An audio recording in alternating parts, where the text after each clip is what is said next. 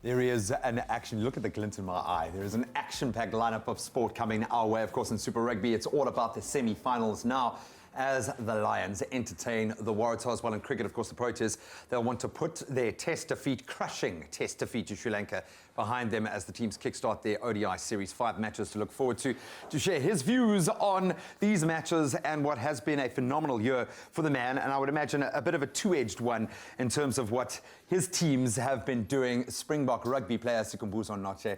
Dude, always so good to have you here, man. Bro, let's start with sevens. I'm not going to talk Super Rugby right off the bat. I felt awful because we were talking about the choker label, which seems to follow South African sports. But a third place ain't bad at a World Cup when you are the current reigning world champions. I know you are very close to a lot of the sevens players. You've spent quite a bit of time in that fold. How are you feeling about what your lads have achieved?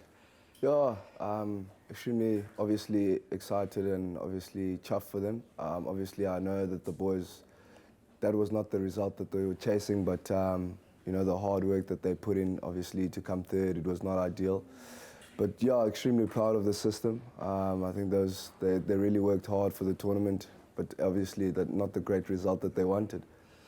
I would imagine you've had to wrap your head around winning and losing. A fantastic year with the Springboks, so congratulations on that. Thank you. Super Rugby, it's been a bit of a tough one for you and the Stormers outfit. Now that you can take a step back, hopefully you've been able to wrap your head around and we can look forward to a new season. But I would imagine all hopes now in South African rugby, everything is focused on the Lions up against the Waratahs. We've seen the Lions beat the Waratahs 3 times in their most recent encounters. Do you think the Lions have the Tars number at home? Are ready to roll? Yeah, I believe so. I mean, the Lions have had an awesome season. Obviously, they're still playing. They beat them quite convincingly in Sydney, as you can see. I think the Lions have, you know, the edge, especially playing at Highveld and in Joburg, you know, in front of their home family, in front of their home, you know, faithfuls and stuff. So, yeah. How tough is it for a travelling side to play up north?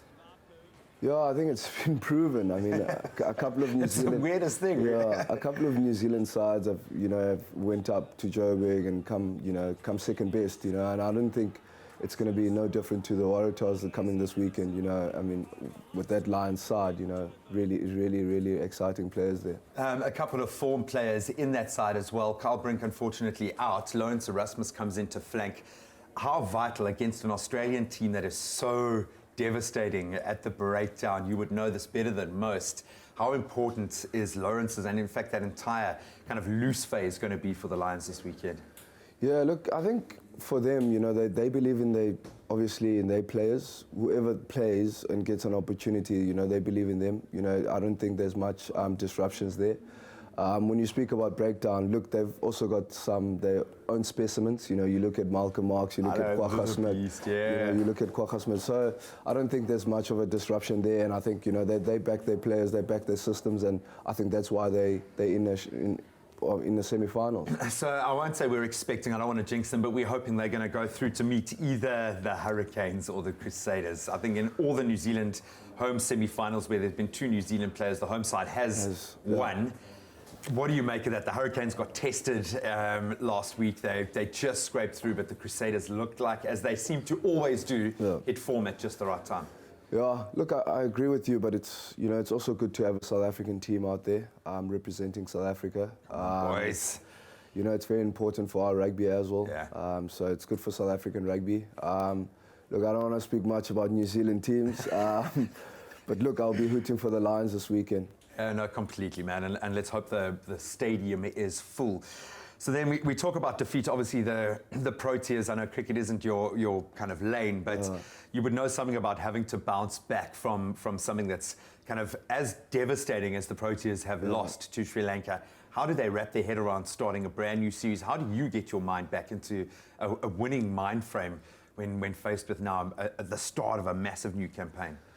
Yeah, Graham, I think, you know, that's a bit of a tough one, but individually. Tell me at the beginning of next year, yeah. Yeah, look, it's a tough one, and I feel for those boys, you know, especially as a group. I think this is, you know, the time that you have to pull together as a unit.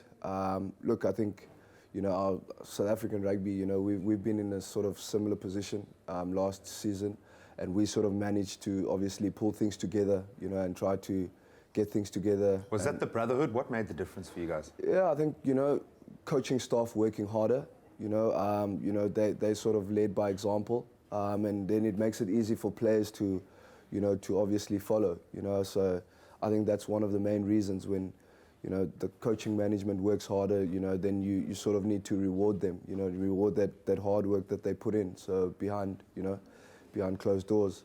The boys left nothing out there. So cool to have you here, dude. Thank you so much for joining us. And of course, in just a moment, we are going to be connecting with our all-star team from MTN, who has grown by one family member this morning. The Springbok Boys has been decided. We'll meet him in just a moment.